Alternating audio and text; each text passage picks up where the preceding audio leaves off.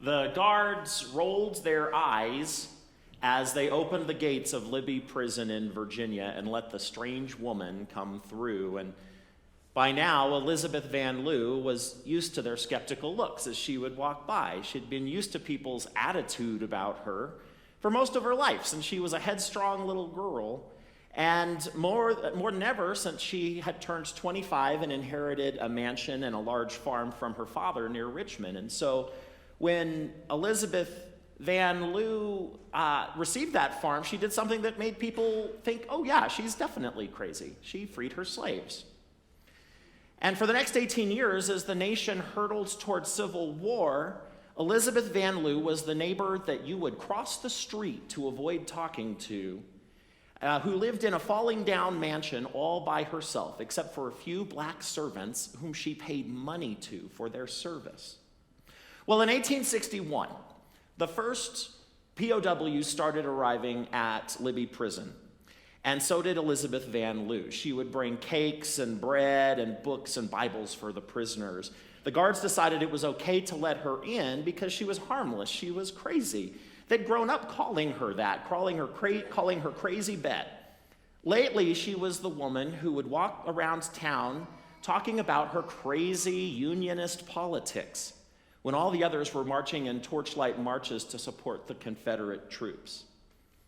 I mean, she was the woman who talked about politics at all. She must be crazy. And as the war ground along, she was getting even crazier as the days went by. She stopped brushing her hair and stopped mending her clothes. She would weave around the road talking to herself incessantly as she would walk to and from the prison every day.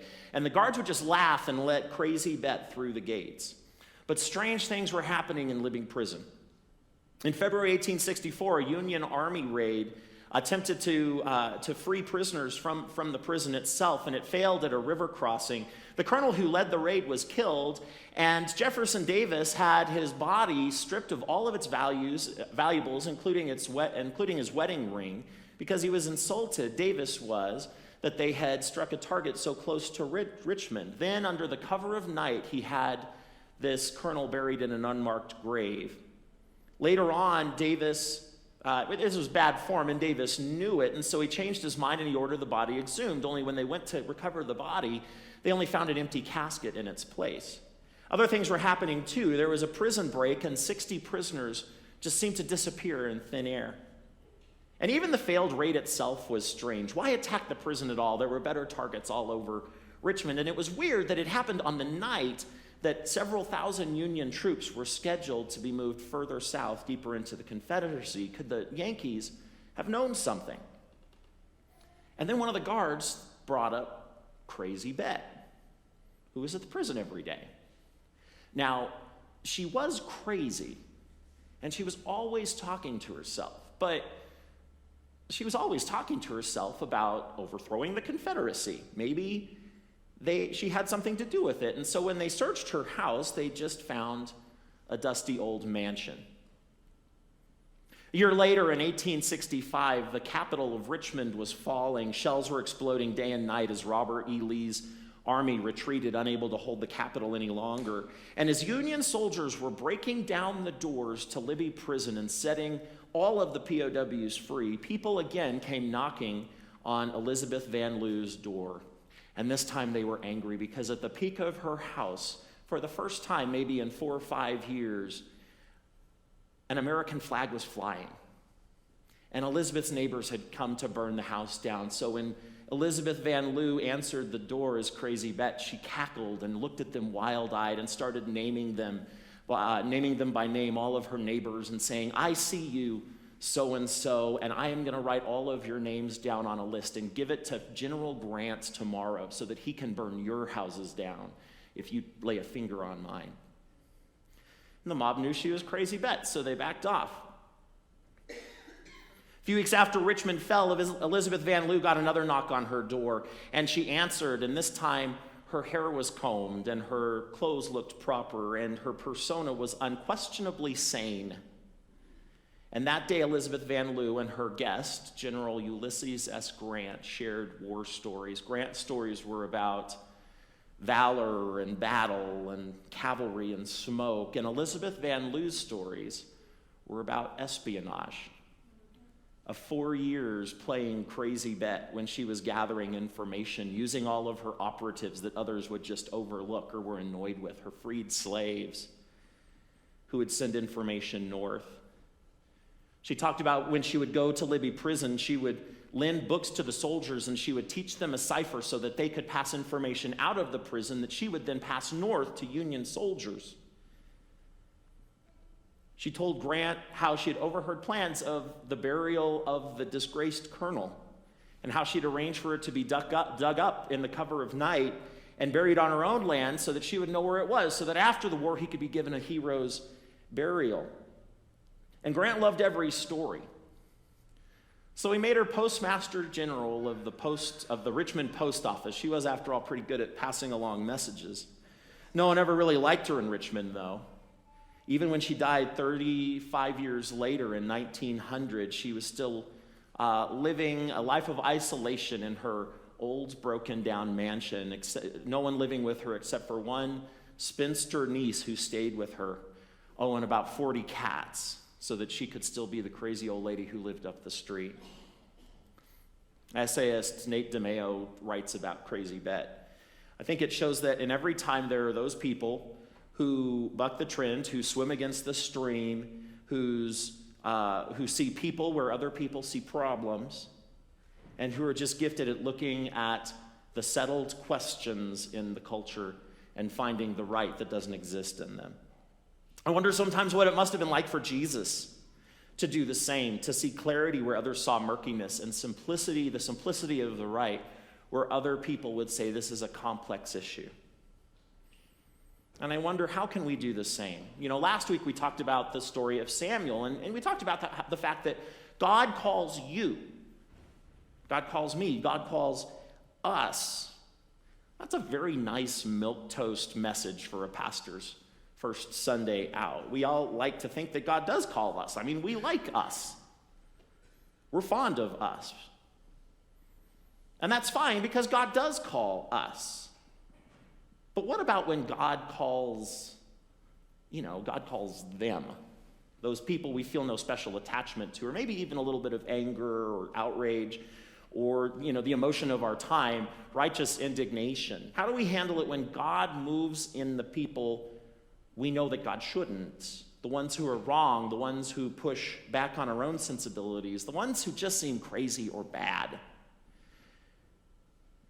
Which makes it worth asking, as a community that's fairly elite in the grand scheme of the world, what would it be like to be part of the religious elite in Jesus' time and come across him whining and dining all of the worst sorts of people and announcing the good news to them? Those religious folk, people like us, question him in the text. Now, they weren't bad people. They actually had worked very hard to be good people. And Levi, or Matthew as he's called elsewhere, Levi and his ilk, they weren't good people. They were sellouts. They were the part of the corrupt system. They worked a system that involved shaking people down, people who were their neighbors and friends, and they had done harm, and they were propping up the evil Roman Empire. And Jesus calls Levi, of all people, Jesus calls him. And he goes to them, those people like Levi. How does that seem fair or right? Why is it that Jesus seems to go to the losers so often? Why can't he just hang out with the good people? People like you and me, the respectables. Jesus goes right to the losers. What bothers me most is how it makes me and all of us check our pride at the door. And Lamott writes that you can safely assume that you've remade God in your own image when it turns out he hates all the same people that you do. We'd rather not think about that, particularly in these times in our world today when it's, we don't want to listen, we don't want to see what others see, we just want to be right. It's easy to love God when he's a nice, safe, domesticated God like us, but God goes to the prisoners in the prison and undermines the whole operation, crazy bet style. I love Matthew's version of this same story in his gospel. Maybe he had some insight into it that Mark left out because of his proximity. But in the part where where the religious leaders are calling Jesus out, saying, "Why are you always going to those people?" And after Jesus says what he says in Mark about sick people needing doctors, not well people, in Matthew he says, "Go and learn what this means." And he quotes the Old Testament. "I desire mercy, not sacrifice." To follow Jesus is to learn mercy, to welcome people that others would hold to account. And so today it's worth asking, who attends this church or participates in its ministry somehow that would give this place a bad reputation among the respectables? Who are the crazy bets in our midst? Who are the people excluded or marginalized at other churches, but they have found a church home here? Who are those losers that others wouldn't want? I know of churches that pray every Sunday, "Lord, send us the people that no one else wants." And it's worth praying because that's where Jesus is. To get nearer to God, we have to be close to those who God goes to, those who are vulnerable, those who are pushed aside. There's this old hymn. We don't sing it very much because, just between you and me, it's a Baptist hymn, and I know we have a little bit of a chip on our shoulder about these things, but it goes, into my heart, come into my heart, Lord Jesus. Well, you got to really be careful with singing that hymn, because Jesus may just come into your heart, and he may bring company with him. He may bring quite a party. Jesus has this way of bringing people others wouldn't invite, that we wouldn't invite ourselves, people from the wrong side of town, people from the wrong political party, people from the homeless camp, people who aren't good enough or successful enough or knowledgeable enough or white enough or straight enough or American enough. Now, please hear me. I am no saint either, and sometimes I would rather keep those people out too. Mostly because they have this way of reminding me of my own baggage. Mostly I just wish I knew how to be close to Jesus by any other means, and then I have to begrudgingly try out the means that Jesus lays before my feet. When I start getting full of myself, and that happens a lot, I try to remember that Jesus has always been on the margins, whereas I want to be in the center. It's on the margins that Jesus found me. There's this reflection from Nadia Bolz-Weber. She talks about the truth about the black sheep, and she says, if the Lord is my shepherd, then I guess that makes me a sheep. But the truth about sheep is I just don't want to be one. I mean, given the choice, I'd be a wolf, or maybe a shepherd, but never a sheep. I want to make my own choices and go my own way. So the truth about sheep is that we are rebellious. Our insistence that we aren't like other sheep keeps us from the one thing we really want, which is to belong and to feel safe. And it's this complete lack of belonging and feeling safeness that has made us turn instead to more black eyeliner.